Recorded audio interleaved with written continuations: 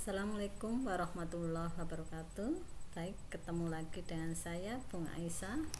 Kita lanjutkan video yang kemarin.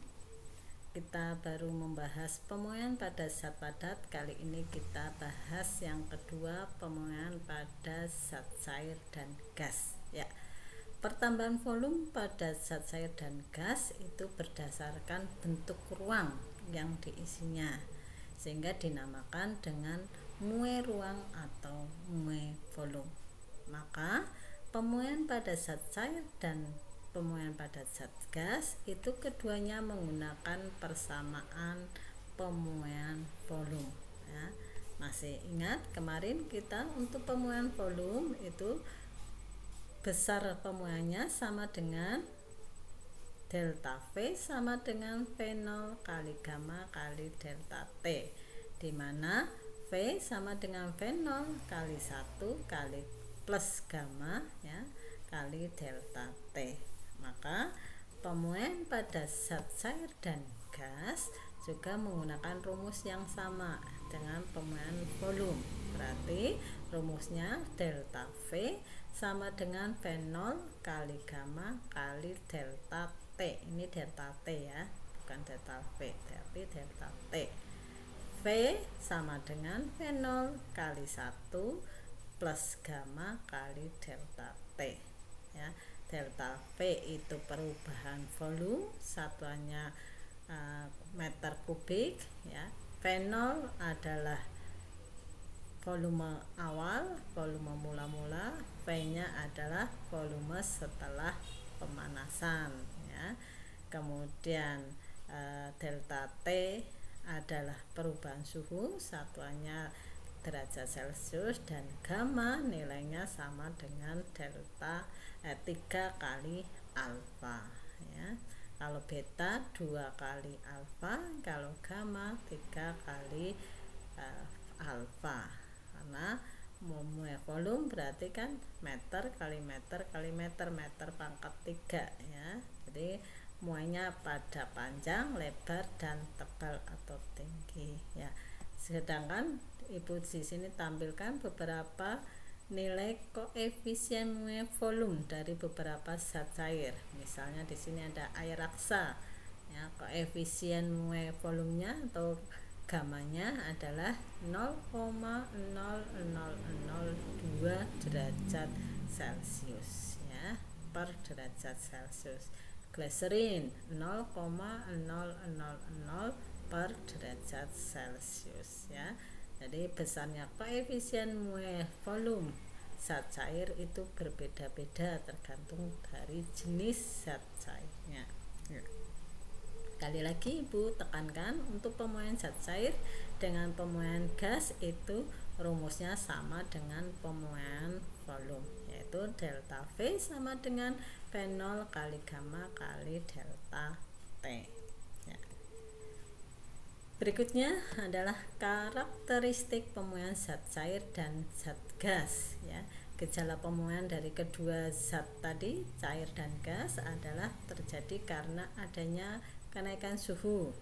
Yang kedua karena adanya penambahan volume, kecuali pada peristiwa anomali air ya, penyimpangan air. Karena air itu terjadi anomali pada saat terjadi perubahan suhu dari 0 derajat sampai 4 derajat Celcius, itu volumenya tidak bertambah tapi berkurang ya, kecuali pada saat 0 sampai 4 derajat Celcius ya. Kemudian yang ketiga karena adanya perubahan tekanan ya. Contoh gejala pemuaian zat cair dan gas ya, seperti di depan sudah Ibu sampaikan dulu, yaitu peristiwa meletusnya ban ya, ban motor atau ban sepeda atau ban mobil saat terik sinar matahari ya. Jika ban pada saat suhunya naik, maka volumenya dan tekanannya juga naik. Jika ban karet ban pada mobil atau sepeda ini sudah tidak bisa mengembang lagi, maka ban akan meletus ya. Kemudian yang kedua karena misalnya proses pemasakan air ya. Air di dalam ceret yang dipanaskan akan mengalami kenaikan suhu, kenaikan volume dan tekanan. Efeknya dari perubahan volume dan tekanan ini terlihat ketika air mendidih akan mengeluarkan uap air, ya. Sehingga kalau kita masak air, itu airnya jangan sampai penuh, tapi di bawah mulut panci atau di bawah mulut ceret, sehingga begitu airnya mendidih, airnya volumenya bertambah, tekanannya bertambah, airnya tidak tumpah, ya. Kemudian yang ketiga, peristiwa yang terjadi pada balon udara, ya.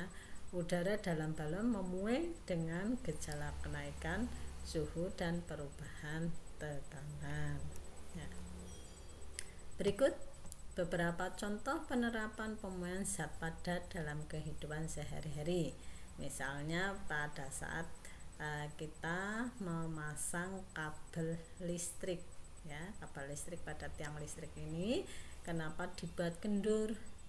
Biar pada waktu malam hari suhunya rendah, dingin, terjadi penyusutan, kabelnya memendek sehingga tidak putus, maka di sini harus dipasang lebih kendur, ya, biar nanti kalau pada malam hari terjadi penyusutan, pemendekan, kabelnya tidak putus. Kalau siang hari pemuaian, kabelnya tambah panjang tidak masalah, tapi kalau malam hari kabelnya tambah pendek biar tidak putus, ya. Prinsip ini juga sama dengan pemasangan pada rel kereta api, ya. Dasar rel kereta api antara baja atau besi di rel kereta api dipasangnya tidak rapat, tapi ada celah, ya. Celah ini untuk memungkinkan adanya pertambahan pada saat terjadi pemuaian, sehingga relnya itu tidak berbenturan, ya. Kalau berbenturan nanti bisa membeloknya ke atas atau ke samping sehingga relnya tidak lurus lagi. Nah, ini sangat berbahaya. Maka pemasangan baja pada rel ini dipasang tidak rapat, ya.